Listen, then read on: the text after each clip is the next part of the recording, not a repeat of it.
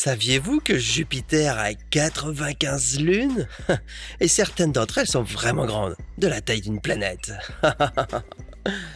Je vais explorer ces grandes lunes de Jupiter et voir laquelle ne va pas me tuer.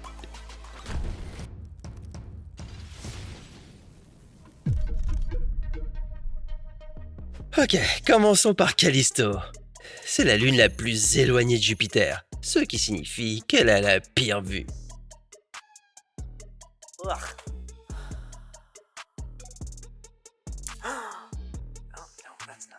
L'orbite de Callisto détectée à 1 893 000 km de Jupiter.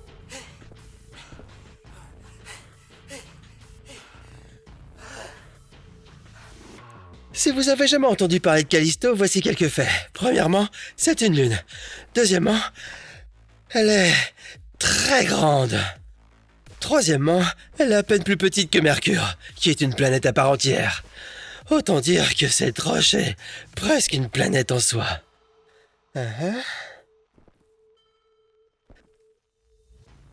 Marcher sur Callisto est amusant, un peu comme marcher sur la lune de la Terre.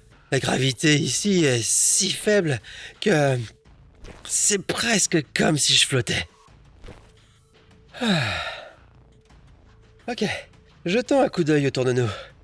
Le terrain a l'air vraiment bosselé.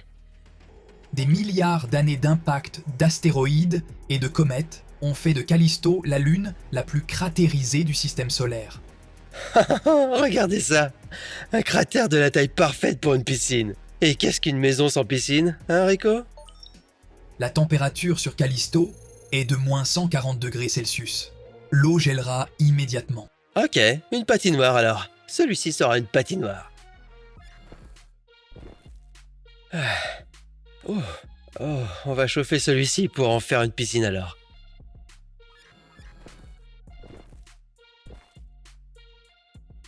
Et puis celui-ci sera un bain d'eau glacée. Très scandinave. Je me mets au boulot.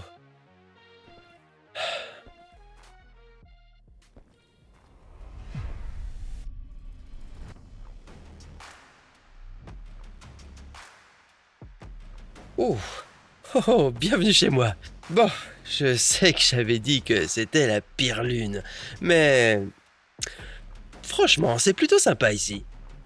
Vous voyez ces belles piscines ici? La seule raison pour laquelle ces cratères restent intacts est qu'il n'y a presque pas d'activité géologique sur Callisto. C'est ça, pas de volcan, pas de tremblement de terre. C'est un endroit plutôt parfait. Rien ne peut me tuer. Prémonition.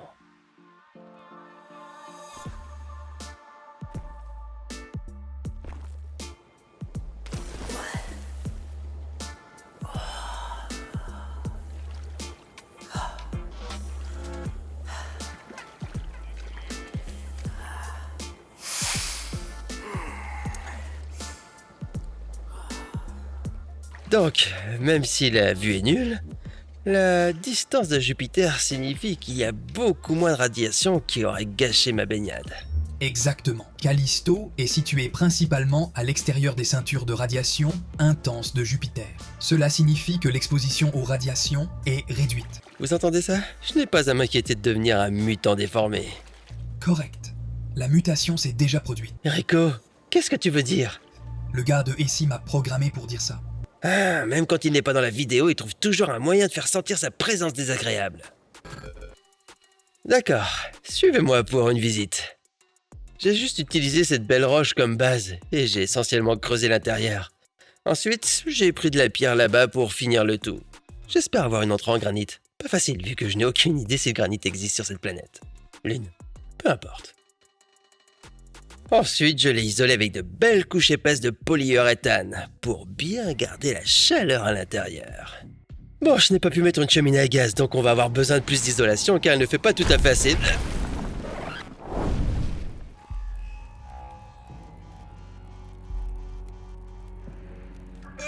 Bon, au moins ça me donne du matériel de construction supplémentaire.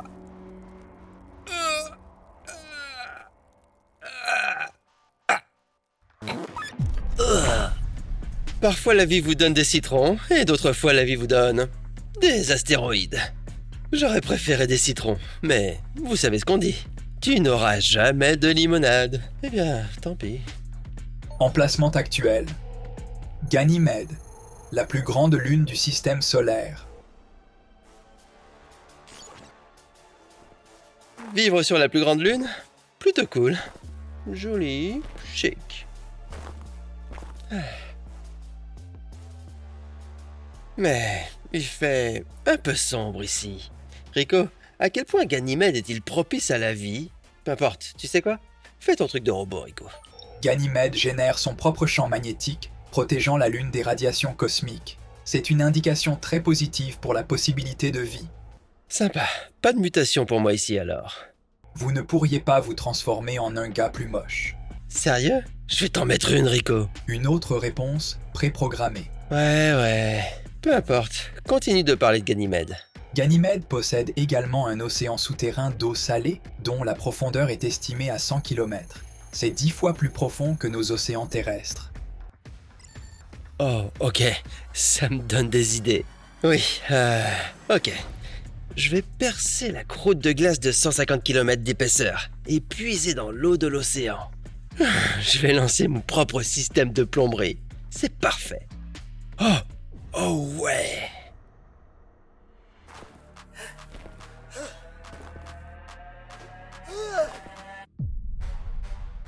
Je vais installer mon abri dans ce cratère. Il y a une ambiance de communauté hippie assez sympa. Vous ne trouvez pas? Et bien sûr, il fait environ moins 180 degrés. Mais je suis presque sûr qu'une fois que cet endroit sera peuplé de tous ces hippies extraterrestres, on se réchauffera vite.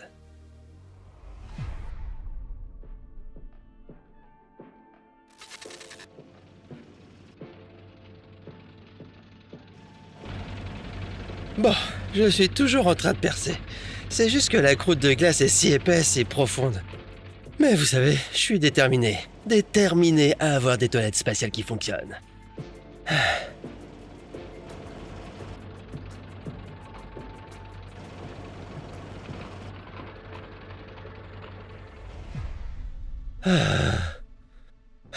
Tout ce travail physique me donne chaud dans ma combinaison spatiale. Lecture de la température actuelle à moins 126,3 degrés Celsius. Si je pouvais juste enlever mon casque et poser mon front contre un peu de cette glace de Ganymède, ça me refroidirait si vite. Quelle est la possibilité que ça arrive? Alors que la surface glacée de Ganymède génère une fine atmosphère d'azote et d'oxygène, De l'oxygène dans l'atmosphère? Génial! cela ne suffit pas pour maintenir votre respiration normale. Quoi? Tu aurais dû me dire ça avant! Où est-ce que j'ai mis mon casque?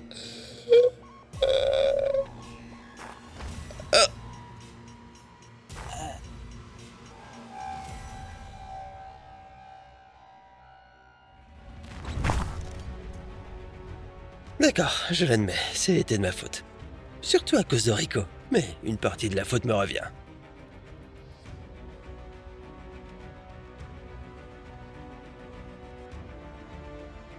Bien, où est-on? Europe? Je pensais que l'Italie avait plus de pizza et d'habitants. Europe est la quatrième plus grande des 95 lunes de Jupiter. Ah oui, l'histoire des lunes. Europe et Europe, ça sonne pareil. Bref, vous savez quoi? J'ai un bon pressentiment avec celle-ci. Votre intuition est correcte. Europe est la lune qui a le plus de chances de favoriser la vie. Mais c'est de la glace partout. Je veux dire, aux dernières nouvelles, la vie avait tendance à prospérer dans des climats plus chauds et plus agréables. Ceux avec des plages et un service de pina colada 24/7, non? Négatif. Europe présente des signes d'eau.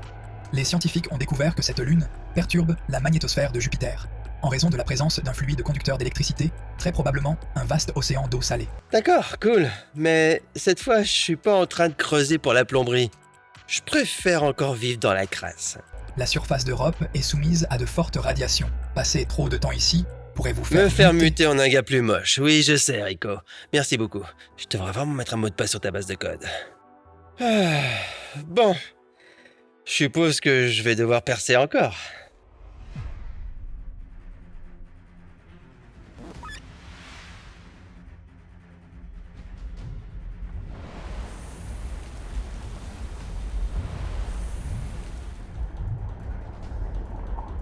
Ok, les amis. C'est peut-être le meilleur logement jusqu'à présent. Regardez ça. J'ai percé la coquille de glace. Elle avait environ 22 km d'épaisseur. Ce qui semble beaucoup, mais c'est rien comparé à la dernière fois. On a opté pour du verre renforcé pour supporter toute la pression de cette eau. Et voilà, Europe a une orbite elliptique assez folle. Ce qui veut dire qu'il y a des forces de marée changeantes qui pourraient conduire à une activité volcanique sur le fond marin. Je sais ce que vous pensez. Chase, activité volcanique juste sous ta maison. Ta maison ne va-t-elle pas exploser? Qu'en est-il de la valeur de la propriété? Eh bien, d'une part, cet océan fait environ 150 km de profondeur. Ça va aller. Détendez-vous. Ensuite, cette activité hydrothermale pourrait apporter des nutriments essentiels à la vie dans l'océan, ce qui nous permettrait d'observer l'évolution extraterrestre directement depuis mon appartement. Et troisièmement, ce verre est ultra renforcé. J'ai regardé un tutoriel sur YouTube, donc il résistera probablement à tout.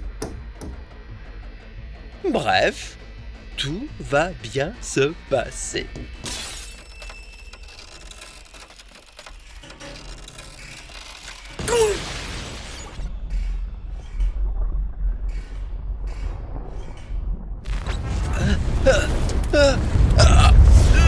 D'accord, emmène-moi dans un endroit sûr. Localisation d'une zone géologiquement stable. Ça va aller, ça va aller, ça va aller.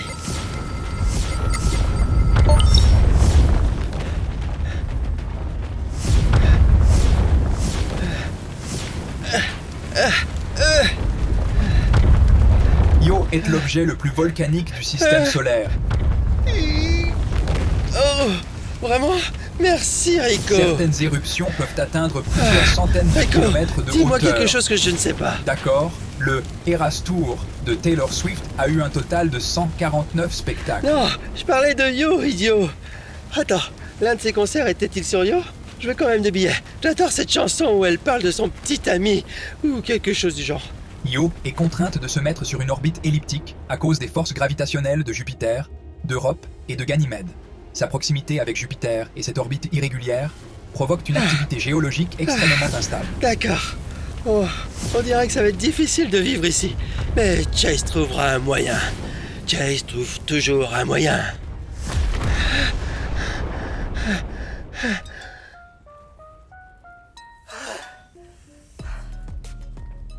Oh, ouais, ok. C'était stressant. Essayons de rester loin des volcans. D'accord, Rico? De nouveaux volcans entrent en éruption autour de Io en raison du réchauffement constant de l'intérieur de la Lune. L'activité volcanique peut démarrer à tout moment. Super, ok. On n'aura plus qu'à faire pile ou face. J'ai juste échappé à une centaine de volcans en éruption. Comment ça se fait qu'il fasse aussi froid? L'atmosphère de Io est trop mince pour emprisonner la chaleur, de sorte que les zones géologiquement stables de la Lune atteignent des températures aussi basses que moins 130 degrés Celsius. Eh bien, c'est environ 150 degrés plus froid que ce que je préférais. Oh, je sais, on va utiliser la chaleur de ce lac de lave pour réchauffer l'extérieur de mon habitat. Et j'aurai un bunker souterrain pour me protéger des explosions imprévisibles. Ça va être super. Je vous revois dans une semaine. Salut les amis, alors j'ai commencé à creuser des tunnels ici pour construire mon bunker. C'est difficile, mais cela en vaudra la peine.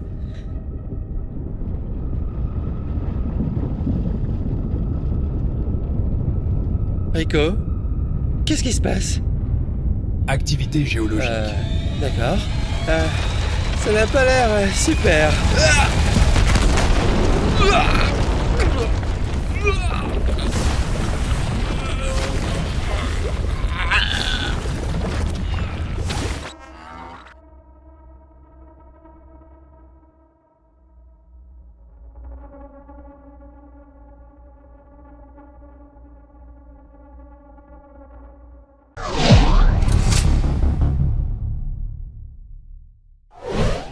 Jupiter compte 79 lunes. Et si la Terre se mettait aussi à tourner autour de cette planète? Comment la gravité intense de Jupiter nous affecterait-elle? à quoi ressemblerait notre ciel? Combien de temps pourriez-vous survivre sur une planète gelée pleine de volcans? Voici Essie, et nous nous demandons ce qui se passerait si la Terre était une lune de Jupiter. Quand vous revoyez un ami de longue date à un endroit improbable, vous vous dites que le monde est petit. Effectivement, notre planète est bel et bien minuscule, surtout lorsque vous vous rendez compte que Jupiter pourrait contenir plus de 1300 fois la Terre. Si la Terre faisait la taille d'un raisin, Jupiter serait un ballon de basket. Nous avons une lune, Jupiter en a 79 connues. Donc oui, on peut dire que Jupiter est géante. Et graviter autour serait un rêve pour tous les Instagrammeurs. Mais un rêve de courte durée, car chaque jour serait une lutte pour survivre. Ce matin, il fait vraiment très froid. Et ça, c'est parce que Jupiter se trouve à 778 millions de kilomètres du Soleil. Il y aurait donc 25 fois moins de lumière et 25 fois moins de chaleur comparé à ce que nous connaissons aujourd'hui grâce à la position de la Terre. Heureusement, le Soleil est très lumineux. Nous aurions donc toujours un peu de lumière. Mais si nous devions comparer la Terre à la Lune la plus proche de Jupiter, Io, une journée durerait environ 40 heures. Bien sûr, cela n'aurait pas vraiment d'importance, car si vous étiez né sur la Terre-Lune de Jupiter, vous grandiriez probablement sans connaître la lumière du Soleil. L'attraction gravitationnelle des autres lunes proches de Jupiter et de la planète elle-même générerait des forces de marée extrêmes ainsi que beaucoup de chaleur au centre de notre planète Lune. Cela explique pourquoi l'atmosphère de Jupiter est à environ moins 145 degrés, alors que la température de son noyau est plus chaude que la surface du Soleil. Alors oui, c'est comme ça que vous vous retrouvez dans un monde où si vous ne mourrez pas de froid, alors peut-être qu'un tremblement de terre, un tsunami ou une éruption volcanique finira par vous avoir. C'est soit ça, soit vous serez cuit sur place. Le champ magnétique de Jupiter est 10 fois plus puissant que celui de la Terre et émet 1 million de fois plus de rayonnement. Donc, si vous voulez survivre sur la Terre-Lune de Jupiter, vivre sous terre est votre meilleur pari. Une année sur Terre équivaut à un mois sur Jupiter, puisqu'il lui faut 12 ans pour faire le tour du Soleil. Chaque mois, la planète est frappée par environ 12 à 60 comètes ou astéroïdes. Quelle que soit leur taille, leur impact est beaucoup plus important, car l'attraction gravitationnelle de Jupiter accélère ces objets à une vitesse de collision de 216 000 km/h minimum. Si la Terre devenait l'une des lunes de Jupiter, nous serions dans la ligne de mire. En tant que planète beaucoup plus petite, nous pourrions moins absorber ce genre d'impact. Vous avez fait de votre mieux pour vivre sous terre, mais il n'y a plus d'endroit où aller lorsqu'un gros astéroïde anéantit votre maison. Merci d'avoir participé à ce défi. Vous aurez peut-être plus de chance la prochaine fois. Mais honnêtement, vous vous attendiez à quoi? Un raisin contre un ballon de basket? Ce n'est pas très équitable. Je vous félicite tout de même pour votre style, votre courage et surtout votre curiosité.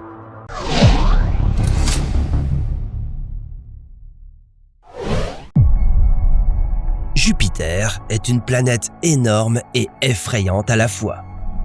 Bien qu'elle ait été étudiée pendant des siècles et même visitée par 9 sondes spatiales au cours des 50 dernières années,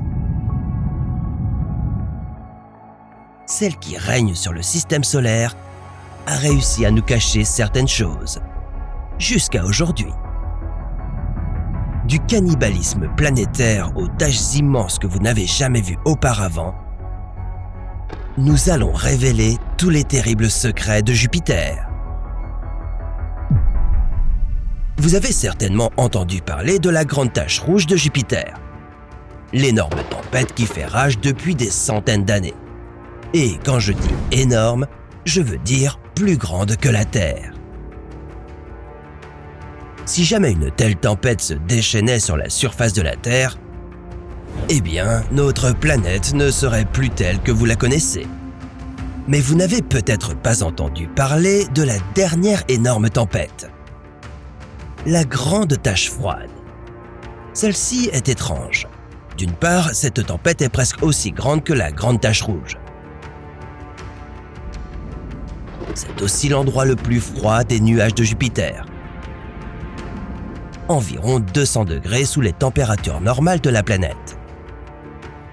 D'où son nom. Alors, comment avons-nous raté cet ouragan gargantuesque? Je pense que nous étions hypnotisés par les nuages tourbillonnants de la géante gazeuse et que nous n'avons pas regardé d'assez près les pôles de Jupiter.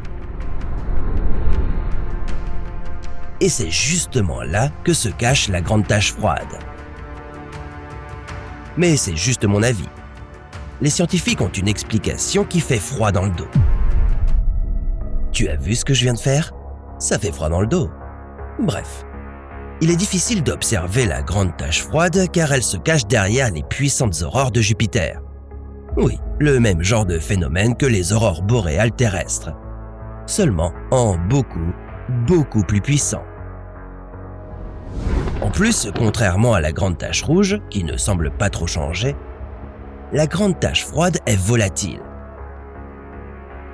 Elle grossit et rapetisse en permanence et change de forme en quelques semaines, voire quelques jours. Pas facile de rester dans le coup. Les scientifiques ne comprennent toujours pas exactement comment elle s'est formée. Nous savons que la grande tache rouge est alimentée par les gaz tourbillonnants de Jupiter.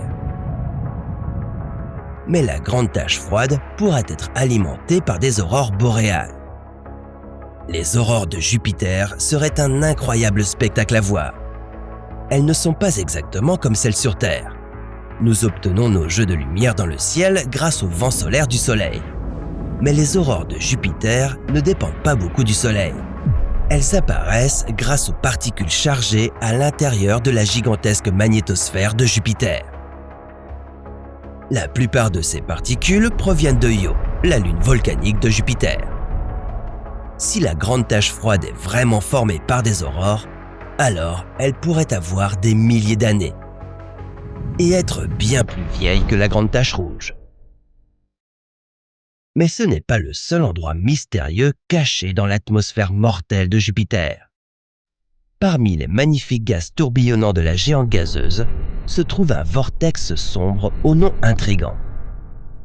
L'abîme de Jupiter. C'est l'une des caractéristiques les plus déconcertantes découvertes par les scientifiques sur Jupiter. Et rappelez-vous que nous avons envoyé 9 sondes vers cette planète géante. De Pioneer 10, le premier vaisseau spatial à avoir survolé Jupiter en 1973, à Juno, la sonde spatiale la plus récente à avoir étudié en profondeur la planète. Il a fallu que Juno passe devant 20 fois pour enfin remarquer et capturer ce point sombre de l'abîme de Jupiter. Et pourtant, les scientifiques ne savent pas exactement ce qu'est ce trou noir et comment il s'est formé. Je l'appellerais bien le grand trou noir de Jupiter, mais je suppose que ce nom porterait à confusion. De plus, l'abîme de Jupiter n'a rien à voir avec un trou noir. C'est un centre très sombre d'un vortex. Cela pourrait être profond, mais au moins, il ne vous aspirerait pas comme le ferait un trou noir. Enfin, je ne pense pas. L'atmosphère de Jupiter est horrible. La géante gazeuse est principalement constituée d'hydrogène et d'hélium, mais ces nuages sont bien plus dangereux. En haut, c'est de la glace à l'ammoniac. Si vous plongiez plus profondément, sous les motifs colorés, vous rencontreriez probablement des cristaux d'hydrosulfure d'ammonium. Et au plus profond de la géante gazeuse, il y a de la glace d'eau et de la vapeur. C'est bien ça, Jupiter n'a pas de surface solide. Et c'est assez effrayant. Jupiter est essentiellement un nuage froid et glacial flottant dans l'espace, avec un grand océan d'hydrogène en son centre. Pourtant, c'est la plus grande planète du système solaire, plus imposante que toutes les autres planètes réunies. Ensuite, il y a le vent. Les vents de Jupiter sont épouvantables. Ils sont assez puissants pour faire exploser plus de 3 terres de matière autour de la planète. À l'équateur, ils vont jusqu'à 540 km par seconde. Et au sein de l'atmosphère de Jupiter, ces vents pourraient détruire le champ magnétique de Jupiter. La magnétosphère de Jupiter est gigantesque, 21 fois le diamètre de Jupiter. Aucune autre planète du système solaire ne peut se vanter d'avoir une magnétosphère plus grande que celle de Jupiter. Et ce n'est pas tout. Cette géante gazeuse n'a pas 2, mais 3 pôles magnétiques. Un au pôle nord, un autre au pôle sud, le troisième se trouve près de l'équateur de Jupiter. Il a été découvert récemment par Juno et est surnommé la Grande Tache Bleue. C'est juste moi où les noms des taches de Jupiter pourraient changer un peu. Les scientifiques ont remarqué comment le champ magnétique de la géante gazeuse change dans le temps. Et maintenant, ils pensent que les vents intenses pourraient être à l'origine de ces changements. Eh bien, je ne pense pas que ce soit du vent. Vous savez ce qui est encore plus étonnant? Il s'avère que Jupiter est une planète cannibale. Au début de notre système solaire, la géante gazeuse a été l'une des premières planètes à se former. Cela explique donc pourquoi elle est si grande. Mais bien qu'elle soit si gazeuse, Jupiter contient beaucoup d'éléments lourds.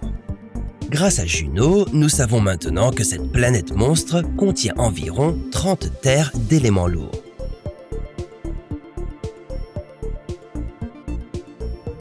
Tout cela parce que Jupiter a littéralement englouti d'autres planètes.